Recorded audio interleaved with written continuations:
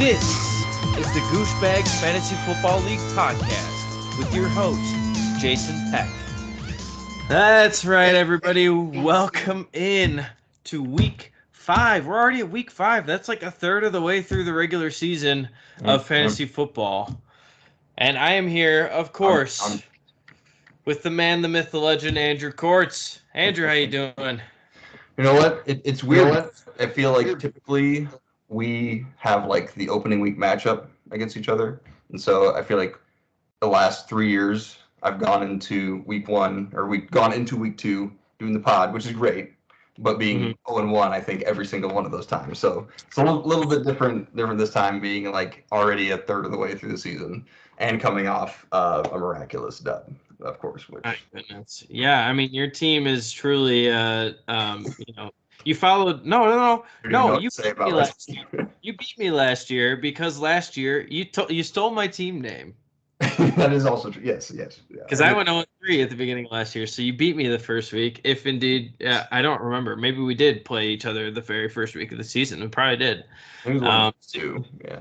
If you remember it, then it's probably right. So we'll go with that. And yeah, either way, yeah. If it was the first couple of weeks, you beat me because I was 0-3 last year as well. Right. 0-3. Okay. As soon as you change your team name to 0-3, you're guaranteed to go on a winning streak. That's exactly what I was thinking. I was like, okay, so Jason started last year 0-3, made it to the ship. Then what am I doing? I've got one chance, especially with how god awful my team looks and probably still is. I honestly don't know how, especially looking back at my draft history is not always it's not as spotless as perhaps my record would infer. Put in the work during the season. That's what you do. Yeah, I suppose. It's basically what I've been trying to do recently is just use up all my fab to try to, in an act of desperation, find some sort of magic with a bunch of bench scrubs. Yeah, so it's I don't know how I've managed to piece together 2 wins, but it's not looking fantastic for the rest of the year. But I'm rolling out Mr. Brian Robinson this week, perhaps after he got shot in the leg. Hopefully that motivates my team. If he survived a gunshot and is now in football like 3 months later, or not even 3 months later, then yeah, that's true. That's true. Well, we will jump into that matchup here in a second. But first, as we always do, we got to start with the injuries of the NFL during Week 5. This week's injuries. How is he running with a broken leg? Dog, I gotta do this shit. I put a team on my fucking back, though. My leg broke. I don't know how the fuck I'm running right now, though. I'm sorry for the explicit language, but that is one of my favorite YouTube videos. You're gonna get demonetized for this. Come on. Probably, yeah. That's one of the questions on YouTube is it for money? And if it is, then you can't have anything like that in there. Or if my podcast were somehow so popular that that guy ever saw it, which I doubt will ever hapen, then hey, I might be screwed. Going pretty well. Yeah. But that's anyway. You just gotta do it. Gotta do it. Exactly. I'm just spreading the love of that video. So maybe I should link it. I should start linking it in my videos. Maybe that's the best way to do it. Yeah. No, but might get some coming your way as well on these vids. So yeah, exactly. So okay. All right, let's jump into these. So unfortunately, the biggest injury of the week was some sort of ankle injury to Rashad Penny. Was it a broken ankle? I think it might have been a broken ankle. He's done for the year, right? Or whatever. He's done for the year. He got surgery yesterday, I believe, or the day before. So unfortunately, if you can't play football and get those points, then I'm just kidding. But I tell you what, Rashad Penny, Brian Robinson got shot in the leg, and he's back. That's right. He's back. Better get your stuff together here. The bar has been set extremely high for everybody else. Right. Yeah. T. Higgins, freaking T. Higgins. I don't even know what his problem was. Gosh. Yeah, actually, I don't even have him on this list. He is also like on the injury report or anything. They just were like, oh yeah, he's just gonna run 2 routes and then stand on the sideline for the rest of the game. Yeah. No one really knew what was happening, but it's considered day-to-day after the last game. So I think I had that maybe on last week's episode potentially, but I didn't have it this week because it wasn't a new injury. So, but that's and he was active too. So yeah.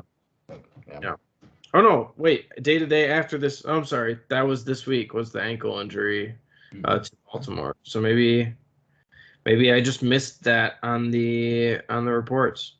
So I'm sorry, I should have had him on this list, but we brought him up anyway. So, yeah, exactly. It was a weird situation anyway. So yeah. So all right. What else we got? The next injury is Damian Harris with a hamstring injury. It sounds like he's going to be out for a couple of weeks. And fortunately, I have Ramondre Stevenson. Sure, you're broke enough about that. I'm very broken up about that. We also have James Conner with some sort of rib injury.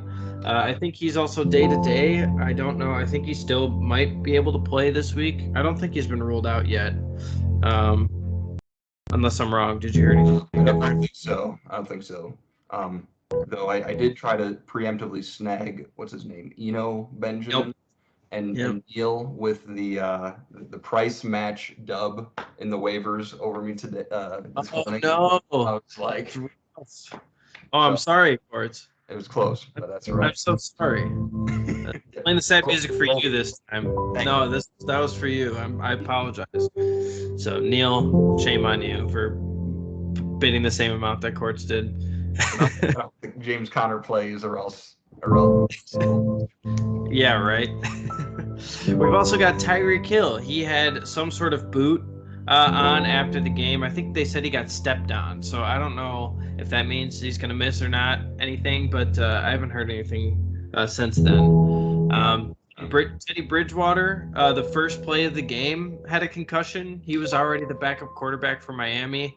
And so they had to go to their third string. And, that didn't turn out too well for them. They got pretty much destroyed. We have a plethora of concussions this week, unfortunately. Chris Olave also had a concussion. The last 2 weeks or whatever of concussions. And yeah. Because they probably really are concussed. It was just. Yeah. They're being, I'm glad that the NFL is being a little bit more, conscious of this, but. Yeah. At the same time, that kind of sucks for the players that, maybe they've just got, I don't know. It sucks if they want to go back in and they can't because of something that the booth saw that might have been really quick, but they passed all the concussion protocols. Right. So, but they are being, it's a thin line there to walk because you want all the players to be safe. Yeah. If there's no reason to keep them out, then yeah. Also, Pat Freiermuth also had a concussion, so they're all going through the concussion protocol this week, and we'll see, I guess, if they are able to play this week.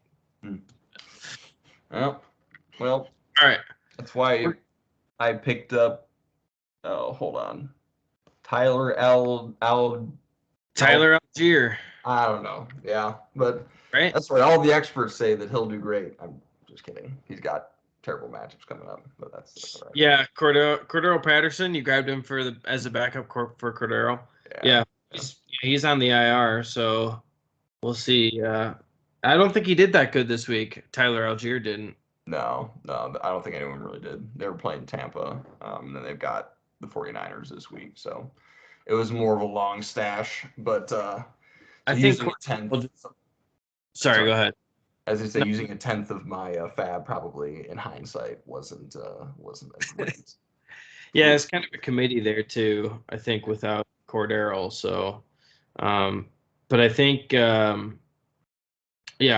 think he just went on the IR to miss the next few games, and then he'll be back when they hit the easier schedule again. Yeah, probably. That sounds about right. He's an old guy. They have to keep him fresh. They don't want to play him against the tough matchups. So. Well, that makes sense. Oh. All right, let's move on to the top scorer in the league. We got This week, it was the Young Hoes, a.k.a. Ryo, putting up 146.86 fantasy points. More than the sum of my first 2 weeks, I think. Yeah. Actually might have been. Is it really? Oh, my gosh. You had 73 points or less in both weeks? Okay, maybe not that much. Let me go back and check. But sorry. Continue on. All right, I'll do the Alexander Hamilton drop just for Ryo and Benaya. Alexander Hamilton. So I believe I sent you your $10 today. I believe if I didn't, I'll have to go double check that. But I believe I did this morning. So congratulations to you this week, but just this week, Ryo, because I'm going to be rooting against you just for next week. So, and so now we'll go to Kortze and I. We're running on borrowed time here. Kortze has got to take off here soon, so we're going to do his matchup with me from last week, and then we're going to power through all the matchups for next week, get some projections, who he thinks is going to be there or who's going to get the win next week. So we'll go into this week's matchups. Last week's head-to-head results. Put a graphic over the front of this. I should. I need to start getting some graphics on here. I'll have to talk to my buddy who likes digitally drawing. So we'll have to. I'll talk to him, see what I can get going. Okay. Yeah, exactly. So the first matchup, as always, is my matchup, and this week was obviously with Kortze, and it was Cookson with Taylor Swift. That's right. The Taylor Swift comment in the chat did actually give me an idea. I may have to change the Cookson. I don't know if I like it too much, but I'll think of another Taylor Swift pun. But since I have Jonathan Taylor and DeAndre Swift, like, you have to. I can't believe I didn't see this earlier. Yep. No, it was solid. Yes. Exactly. Versus not to James, who likes to change the team name. Well, I guess I do as well. Not this year. Not quite as often. Did. Yes. Yeah, he did. He did change it every week last week, James. Last year. He has not changed it this year, so I'm thankful for that. But so I was playing against the aforementioned 0-3, as we were saying, and that team name seems to be good luck. So you can't change that team name until you lose again, just so you know. That's how it has to stay. That's just how that name works, because I think I won 4 or 5 in a row with that team name. So. Sounds right. Yeah, I think it was. Yeah. I think this is the second time I've stolen your team name. So, the whole invitation is for flattery, all that stuff. But yeah, this time it was purely a strategic play, because I was like, this was intentional, yes. But as we were saying, you did take me down 101.1 fantasy points to 92.86. And this actually, while I lost by 9 points, this was a lot closer than these points indicate, because we went into the last matchup. I think I was up, or the last game, Monday night game, I was up maybe 2 or 3 points. And my kicker, Daniel Carlson, was going against your Devontae Adams. Yeah. And somehow my kicker was outscoring Devontae Adams for 4/5 of the game. And despite then, a 50-yard touchdown catch in the first very beginning of the game. Yeah, he threw that touchdown. I was like, well, the game's over. That's it. And then somehow he was not getting any more targets in most of the game. He ended up being 3 for 4 for 100 and something yards and 2 touchdowns. It was insane. The only thing that I thought of after I saw the touchdown, I was walking through Walmart, was that okay, it does set up, if they can stop the Chiefs on their first drive or first couple drives, it would set up a good game script for the Raiders or for Carlson. That's true. And it's kind of how scoring touchdown. And if it weren't for the Chiefs piling it on or not piling it on, but just coming back, making that comeback in the second half, I don't think that they wouldn't have been chucking it up to Devontae at the end of the Yeah. game. That's for Well, sure. I was watching that like as soon, literally. So I asked about the stream. I was like, as soon as I got the stream back on, that was immediately when I saw Derek Carr from like whatever 55 yards, just like scrambling around the pocket, running towards the line of scrimmage and just chucking it downfield. I was like, oh no, Devontae Adams is on the other end of that toss. I just know it.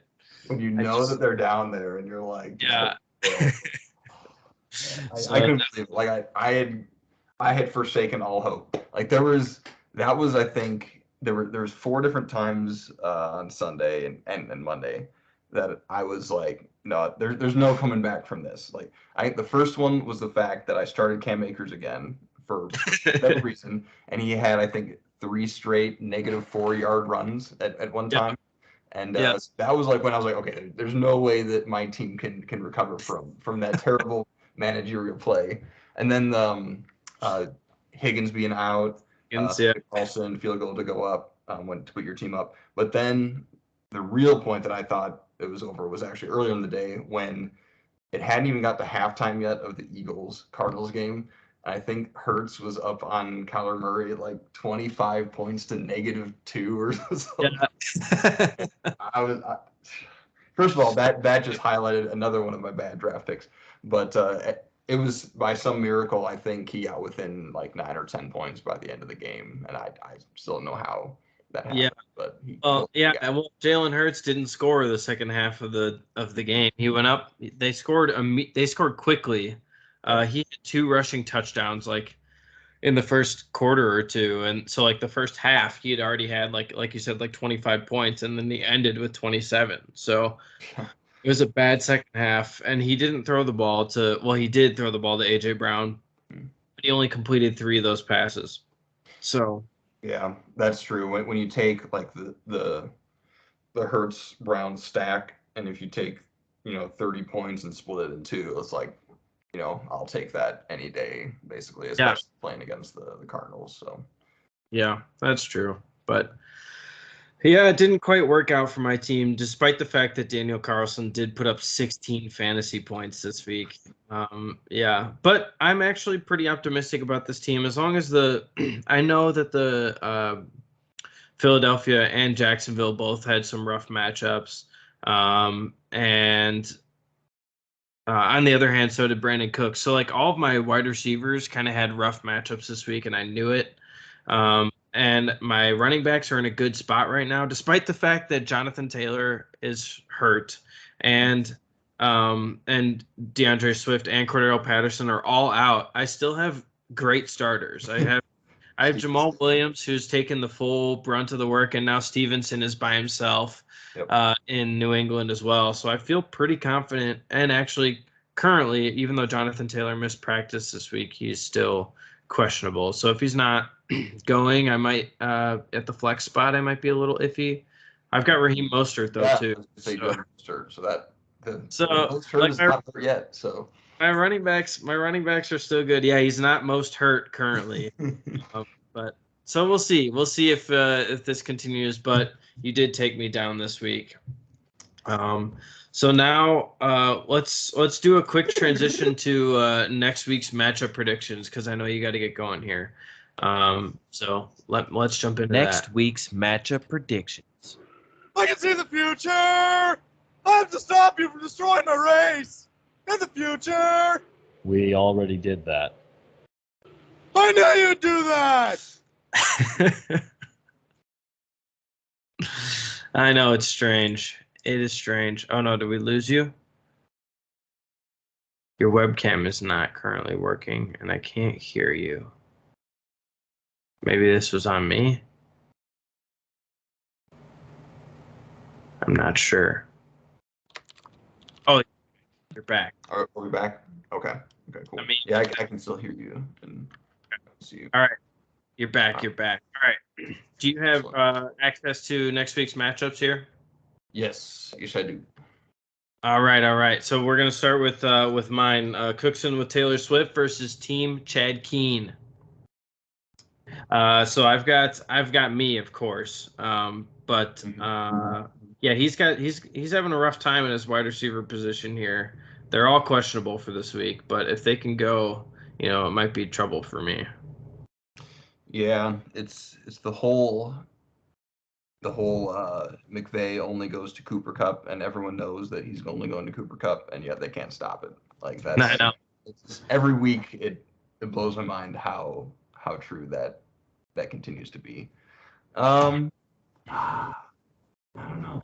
I mean, outside of his wide receivers, I guess Christian McCaffrey hasn't been himself. Breece Hall might be good. He's been decent here, but yeah, I don't know. I feel like my team's got a better shot. Yeah, and the prediction's like 50%, 50-50 basically.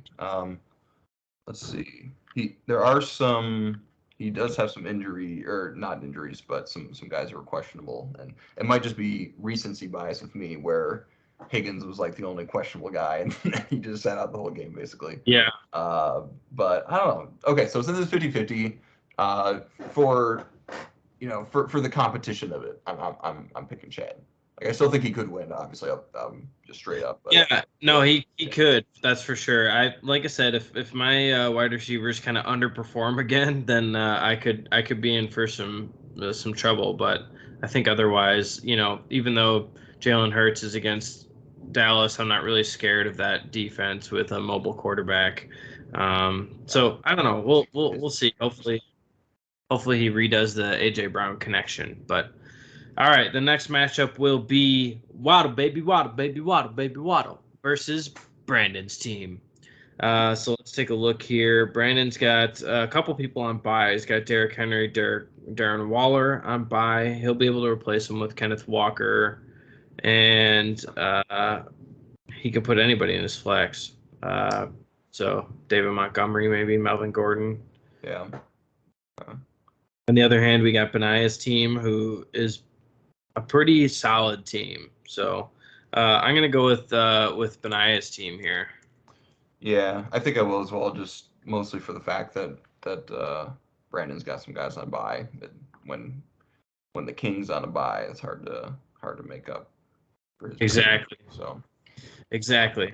I will say though that he did offer a trade Kenneth Walker for Cam Akers when I Rage put Akers on the waiver, or sorry, on the trade block, like at halftime of game 1 or something.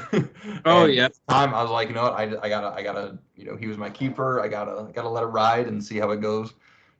Just gotta trust that he'll recover, but he has not, and now Walker's in a great spot for the rest of the year. So. Oh no. So. Yeah, I mean that's good, but yeah, bad for the rest of us now. Yes, very much. I realized that on the show doc here, I did incorrectly type in a couple of these names, but that's okay. Yeah. So the next matchup will be Team Go Clifford. I'm sorry, Sir Lancelot versus the Young Hoes. Let's go with that. The Young Hoes. Young Hoes. I'm gonna go with even though the Young Hoes are somehow 4-1, which I still don't know why, but no, I mean his team is great. That's what I said I was gonna do. I was gonna bolster his team this week. Yes. Yes, your team is fantastic, but I'm gonna go with Sir Lancelot to win. All right, let's see. I don't know. See, having had Josh Allen last season and him basically single-handedly carrying me to the championship, and something about Kirk Cousins, I don't know. It might just be I might just be playing into the whole Minnesota Vikings fandom thing, where even though he has produced for years on end now, they still can't stand him. But I'm gonna go with the Young Hoes for this one. All right. Sounds good. All right, next matchup is, sorry, I'm trying to fly through these. Team Go Clifford versus Cooking Some Lamb. All right. All right, so let's see. See, Neil's got James Conner there, who might or might not play. He does have Benjamin, though. And he's got the Rams. Yeah. Yeah, I think Neil's team rides the momentum, keeps the win streak alive. goes for Yeah. Yep. I think so too. I like Neil's team better in this matchup. All right. Sweet. All right. Right, then the last matchup is your matchup. So you've got you versus Buck. Buck Nasty 20. Yes. Whew. You know All what? right. I might just go for the reverse psychology play here. And I'll claim that that's the reason I'm picking his team, and not because his team is probably better, despite the fact he drafted 4 quarterbacks. I think his team still is better, which is unbelievable. But You're going with some buy as well. But yeah, I'm gonna go with Buck. All right, I'm gonna go with you because I cannot stand rooting for Buck's team because of the way he drafted. So we'll do that. But yeah, Kortze, I know you got to jump off here. You got your meeting here in a couple minutes. So yeah, I will let you go. As always, I very much appreciate it. Yes, it was a pleasure having you. I will attempt to do my best to finish this up without you. I doubt it will be anywhere near as entertaining, but we'll figure it out. So it's highlight of the week, being at work, heading up to the lab, validating some gauges, and getting to throw on the pod. But before I hop off, say this might be the last time I get to showcase the hardware. So yep, here she is, fellas. So this is probably the last time that I get to hold this, at least for another year or two. Gotta showcase this beautiful beast at least. Yeah, enjoy it while it lasts, buddy. It's coming back to Naperville this year. Yeah, and that is pretty sweet though. The whole nameplate thing. See, this is all the incentive one should need to give your all. See, having this thing in your living room. So. Oh yeah, it is. It's a blast to have it for sure. So, but yeah, Kortze, I greatly appreciate it. As always, I love spending time with you, and we love having you on the pod. You're such a great co-host when you come on, so I really appreciate it. No, you are the man. Thank you, as always. Always a pleasure. Hard to believe it's already been a year since the last one, so I know. Another matchup this year, so looking forward to that one. We'll do that one. All right. We'll catch you later, Kortze. So good, man. Yep. Take care. Yep. Have a good one. Yeah, you too. All right, you Gooshbagz, I'm back. We are back with the second half of this episode. Unfortunately, Kortze had to leave us due to some work stuff. So he had to get going. He had a work meeting that he had to attend. So unfortunately, we're gonna have to do the rest of it without him. So I apologize for all of you. I know you wanted to see more of Kortze this week. However, you're stuck with me. So we are going to go back in time, and we're going to keep talking about the matchups from last week. So we've got matchup number 2 from week 5. We've got Waddle Baby Waddle versus Cooking Some Lamb. And unfortunately for Waddle Baby, this one wasn't even close. Cooking Some Lamb put up an impressive 127.12 fantasy points to Waddle Baby's 77.08. I'm sorry, Benaiah. It was a rough week for you. Let's see. I'm going to take a look at your team here. We've got Aaron Rodgers, who only had 16 fantasy points. Saquon did pretty decent. He had 18, but everybody else was kind of single digits, except for Joe Mixon, who had 10.3. Unfortunately, you were let down by Waddle Baby himself. You got J.K. Dobbins, who had a rough time against Cincinnati. Overall, and you left Gabe Davis on the bench, so that was rough. However, that wouldn't have gotten you the victory anyways, so I think you were just kind of out of luck this week. You went up against Neil, who put up a bunch on the backs of Dalvin Cook and Geno Smith. Geno Smith putting up 24 fantasy points. Dalvin Cook putting up 25.1. Let's see. We've got Debo, who put up 10, and Josh Jacobs, who put up 27 fantasy points. That was massive. So most of the points were on the back of Geno, Dalvin, and your boy Josh Jacobs. I think they put up almost 100 points themselves, probably about 85 points. About 80 points themselves. So that was the vast majority of his team. Actually, those 3 players outscored Benaiah's team this week. So that's all you needed to win this week. So unfortunately, it was just a down week for Waddle Baby. I wouldn't consider his team to be in rough shape or anything like that. But we're gonna move on to matchup number 3. We've got Team Chad Keen versus Team Buck Nasty. I forgot what we named these teams last week. One was the Pits, yes. Chad's team was the Pits, and then the other team was Big Herbs. So we've got the Pits versus Big Herbs. And unfortunately for the Pits, it was another week of the Pits.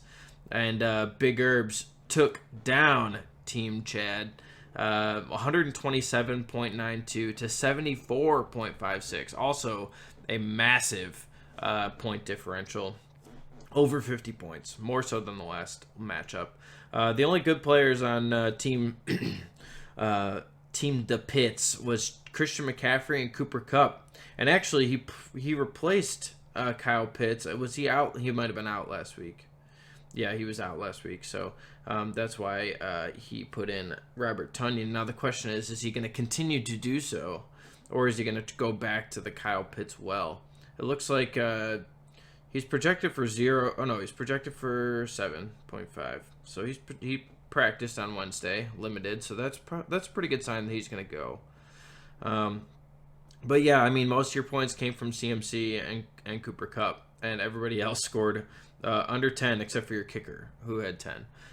Brandon McManus, the man, the myth, the legend. Cooper Kupp cannot be stopped. Unfortunately, everybody else on the Rams can, and everybody else on your team can. So it was just an unfortunate day for Team Keen, a.k.a. the Pits. On the other side, wow, I'm looking at his team. The top half of his team, only Justin Herbert scored 14 points. Everybody else was under 10. But then we get down to the tight end and the flex and the kicker and the defense. Some fantastic play out of the bottom 4 players on the team typically. Tight end, Travis Kelce with 4 touchdowns and 25 yards. 7 catches, 25 yards, and 4 touchdowns. We've got Tyler Lockett, who is 5 for 6 with 100 yards and 2 touchdowns. And we've got Justin Tucker, who put up 16 fantasy points this week on 4 field goals and an extra point. And then the Bills D just went ham on Pittsburgh this week and put up 16 fantasy points as well. That's pretty good for not getting a touchdown, 16 fantasy points. So pretty good from that team. We're moving on. Matchup number 4, we've got Sir Lancelot versus Go Clifford. Now, this one was slightly closer. It was only a 25-point gap. Sir Lancelot took down Go Clifford 125.04 points to 101.96. We've got Kirk Cousins, who put up 22 fantasy points. We got Austin Eckler, put up 33, 16 carries on 173 yards, and 1 touchdown. Also, receiving touchdown on 4 receptions. So that's insane. We got Stephon Diggs, who put up 20. We've got Marquise Brown, who put up 17. And yeah, just in general, just some massive weeks from those players. And no duds, really, except only 1 dud. TJ Hawkinson only got 1.1 fantasy points. 1 catch for 6 yards, so not great. But other than that, pretty decent showing. On the other side, Team Go Clifford, he had a big game from Nick Chubb, who has been fantastic.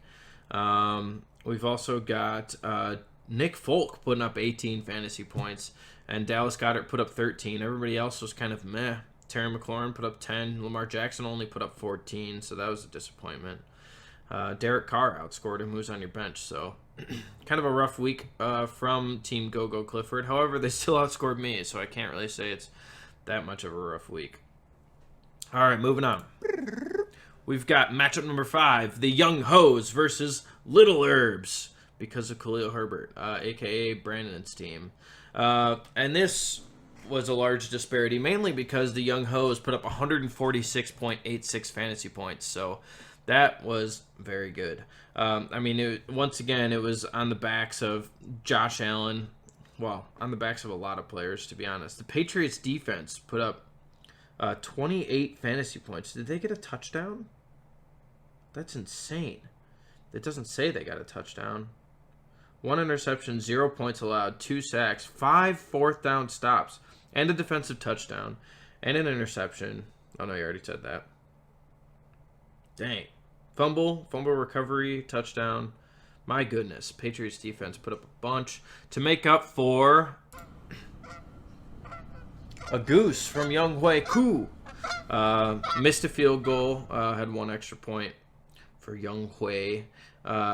Damian Harris, unfortunately, only got 1 fantasy point for you. But everybody else, and Pat Fryermuth only got 2.2. Fryermuth, as we said at the top of the show, had a concussion. And Damian Harris had a hamstring. So both of those guys got hurt. Not really their fault. But everybody else was monstrous. Josh Allen, Alvin Kamara had 20 fantasy points. Leonard Fournette had 30 fantasy points. Mike Williams with 18. So just like a massive fantasy day from those guys. And it couldn't be stopped. I mean, no matter what you do on the other side of that, Derrick Henry on Team Brandon. Derrick Henry had 26 fantasy points. Justin Jefferson had 24. Mark Andrews had 18. Like, some massive games. Darren Waller was out last week.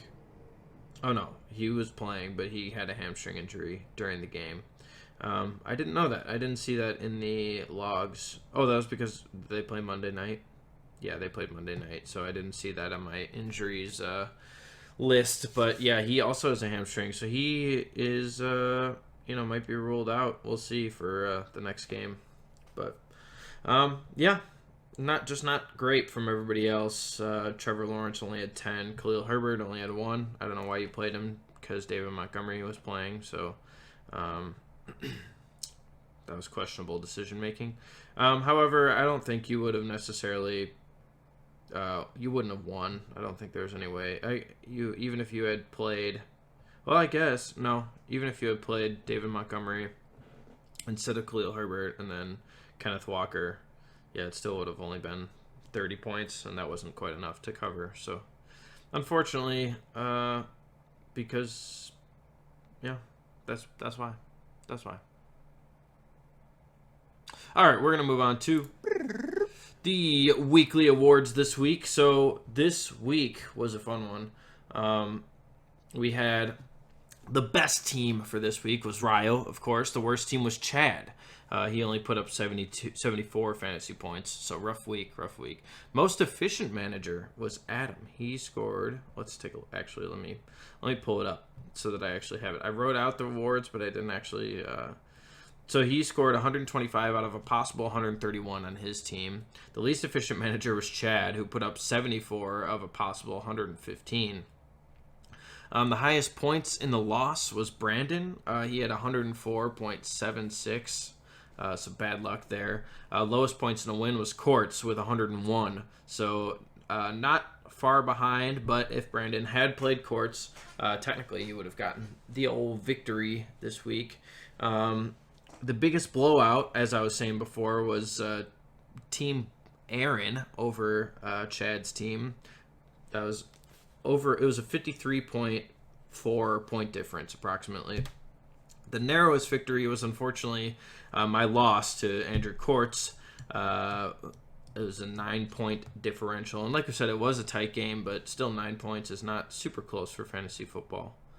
And then the overachiever this week was Ryo, of course, and the underachiever was Benaya. He was projected to get 115, and he only scored 77. So yeah, actually, let me pull up the spreadsheet. I should have had this up already, but I did not, so I'm sorry. What was I going to point out? I had one or two things I was going to point out that was kind of fun. Yeah, the person with the most best teams so far is James. Person with the most worst teams is Neil. So the top point scorer, lowest point scorer. Most efficient manager, multiple people have won. There's nobody with 2. Currently, the least efficient manager is Neil with 2. Highest points in a loss have been spread out a little bit. Lowest points in a win, Ryo has done that twice. So, like I was saying, his team a little bit iffy. Lowest points in the win, 2 of the 5 weeks. Biggest blowout has been spread out. Narrow victory. Chad has had a narrow victory twice. The overachiever, Ryo, twice has overachieved the most. Also, James has overachieved the most twice. And then underachiever, Neil, twice. So that's fun. That's where we are in the weekly awards thus far. And now we'll move on to the power rankings. And this week, seeing as, he was the top scorer of the week, his team is just so good, is Ryo. I put him at the top here. I've got me in the 2 spot. I've got Adam in the 3 spot. Let me pull up the actual standings here. I got Adam at the 3 spot because I think his team is just really good. And he has the next highest points after me. Actually, Buck has the third highest points in the league. But I refuse to put him anywhere near the top of these rankings due to the fact that I just think his team is not going to continue winning like this. I've got Chad at the 4 spot. I've got James in the 5 spot. I've got Benaya in the 6 spot. I've got Kortze in the 7 spot. I've got Brandon in the 8 spot. I've got Neil in the 9 spot. And Aaron, of course, in the 10 spot. So even though Aaron is at the top of his division currently, I still have him in the 10 spot because I think his team is not that good. And I think he would be lucky to not have injuries the rest of the year. So there we are. I'm sure those rankings are very flawed, but those are my opinion of the rankings. Like I said, to be honest, I didn't put a lot of thought into. I don't put a lot of thought into the power rankings. It's very opinionated. So that's where our teams are. All right, on to one of my favorite segments of every single week. Weekly waiver wire studs. I have come here to chew bubblegum and kick ass. And I'm all out of bubblegum. You're darn right. This is the team, and this is actually our last section of the week since we already did the matchup predictions with Andrew, as you saw near the beginning of the show. So this is the last and final section of the waiver wire team that would kick all of our asses. So this was a monster of a week this week, mainly because of one tight end that destroyed all of the other tight ends, and most I think he outscored most of the quarterbacks as well. I don't know if he outscored Josh Allen or not, but Carson Wentz in the quarterback spot put up 21.9 fantasy points. We got Tevin Coleman in the running back spot with 20.2 fantasy points. Joshua Kelly had 15.2 points. In the wide receiver spot, we had De'Ami Brown from Washington, a 4th wide receiver in Washington who has put up points. He had 23.5 fantasy points. We've got Jacoby Myers of 20.6 fantasy points. In the tight end spot, we've got Taysom Hill, who did his best quarterback impression and also scored a bunch to put up 34.1 fantasy points. In the flex, we got Khalil Shakir, who I believe is a Rams wide receiver with 15 fantasy points. We've got the Cowboys defense, who put up 25, and Chase McLaughlin, who put up 17. And that team would get you a total of 192.5 fantasy points. That means that the waivers are once again the victors. They are 5-0 for the year. We have nobody beat them yet, so we're gonna have to figure that out. We're gonna have to get somebody to beat them. But yeah, guys, we made it through another episode. This one was a little bit choppy. We worked our way through it, but I hope you guys enjoyed the section with Kortze, the section with me, only me. I'm sure you enjoyed that a little bit less, but that's just because Kortze is that nice of a guy. So you guys have a good week. Good luck this weekend, and I will catch you guys next week.